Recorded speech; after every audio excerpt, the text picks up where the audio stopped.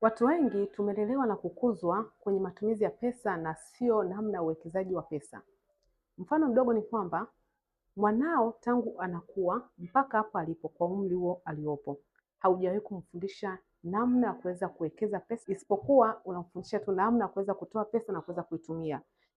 Hiyo ni hali ambayo inasababisha kizazi cha leo kisijue namna sahihi ya uwekezaji pesa, ila kimefocus kwenye namna sahihi ya kuweza kutumia pesa. Na ndio maana hata leo wakikutana pia na fursa, wanakuwa hawana namna ya kuweza kuchukua hiyo fursa na kuweza kuizingatia, kwa sababu wanakuwa hawaelewi namna gani ya kuweza kuwekeza. Na wengi wao watasema aidha shida ni mtaji. Wanashindwa kutambua kuwa mtaji wa kwanza kwenye biashara ni wewe mwenyewe. Unapokuwa na fikra chanya kwenye biashara, itakusaidia pia kuweza kung'amua mambo kwenye biashara na hatimaye kuweza kufanikiwa katika biashara. Njia sahihi ya kuweza kujifunza namna ya uwekezaji pesa na namna ya kutengeneza pesa ili uweze kutengenezea pesa nyingine ni njia sahihi ambayo itakufanya kuwa huru kiuchumi na kifikra. Chukua namba yangu uweze kupata mwongozo sahihi wa namna ipi ya kuweza kutengeneza pesa na kuweza kuwekeza fedha ili uweze kutengenezea fedha nyingine baadaye.